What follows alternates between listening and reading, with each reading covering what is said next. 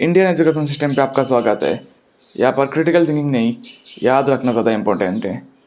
मैं अपने primary school की बात करता हूँ। जब मैं क्लास सेकंड में था तब पहली बार हमारे स्कूल में इंट्रोड्यूस हुआ था प्रोजेक्ट। जैसे समझ लो, हमें एक टॉपिक दिया जाएगा, उसमें कुछ लिखना पड़ेगा और साथ में ड्राइंग भी करनी पड़ेगी। तो मुझे इतना नहीं आता था कुछ, तो मैं स्कूल वालों ने बोला था कि घर वालों से भी करा सकते हो, लेकिन मुझे डर लगा कि शायद मार्क्स कम हो जाएंगे, इसलिए मैंने पूरा 4 या 5 सब्जेक्ट का प्रोजेक्ट खुद किया पूरा। लेकिन मुझे मार्क्स कितने मिले? 20 में से 12 या 13। अच्छा ठीक है, मार्क्स कम मिले तो मुझे इसके लिए कोई रिग्रेट नहीं था, क्योंकि मेरा प्रोजेक्ट अच्छा नहीं हुआ था। मतलब मेरी हैंड राइटिंग इतनी सुंदर नहीं थी। लेकिन एक दूसरे बंदे ने अपने घर वालों से कराया और उसको मिल के 20 में से 20।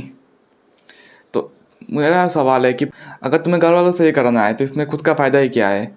मतलब इतने स्टूपिड लोग थे यार हमारे स्कूल के टीचर्स। लेकिन मैं जब अपने स्कूल के बारे में याद करता हूँ तो मुझे खुशी नहीं, गुस्सा आता है। कितने स्टूपिड चीज़ें करवाए हैं मुझसे, जिससे मुझे आज तक कोई भी फ़ायदा नहीं हुआ। और अब मैं तुम्हें 9th की कहानी बताता हूँ। मतलब 9th क्लास में हमारा एक सब्जेक्ट था हिंदी। उस सब्जेक्ट में हमारे टीचर बहुत ही ख़राब थे। अगर हम रट्टा मार के दे देंगे वो बहुत ही खुश हो जाएंगे, लेकिन मैं तो रट्टा नहीं मारता था कभी भी। मैं अपनी क्रिटिकल थिंकिंग यूज़ करके आंसर्स लिखता था। सिर्फ मुझे टॉपिक के बारे में पता होता था। 9th के फाइनल्स में जो वो सवालें पूछी गई उसका आंसर मैंने आराम से दे दिया, क्योंकि मुझ पर क्रिटिकल थिंकिंग थी। मैंने अपनी खुद से स्टोरी बनाई जो बहुत ही अच्छी हुई, मैं खुद बोल रहा हूँ। लेकिन मुझे लास्ट में मिला 70% mark. By the way 10th में मुझे उस सब्जेक्ट में मिला था 96। और मैंने सेम क्रिटिकल थिंकिंग की यूज़ की थी और कुछ नहीं। इंडियन एजुकेशन सिस्टम का मोटिव ही है तुम्हें एक स्लेव बनाना 9 to 5 जॉब के लिए, और कुछ नहीं। तुम लाइफ में कुछ भी नहीं करो। तुम्हें कोडिंग आती है, भूल जाओ। तुम्हें पेंटिंग आती है, भूल जाओ।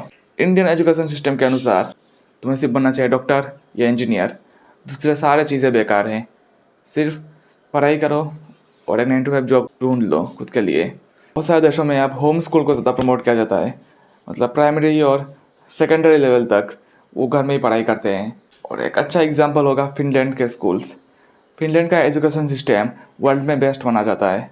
हम तो सिर्फ बता के ही चले जाएंगे, लेकिन जब स्कूल में मार्क्स कम आएंगे तब तुम्हें कोई सपोर्ट नहीं करेगा।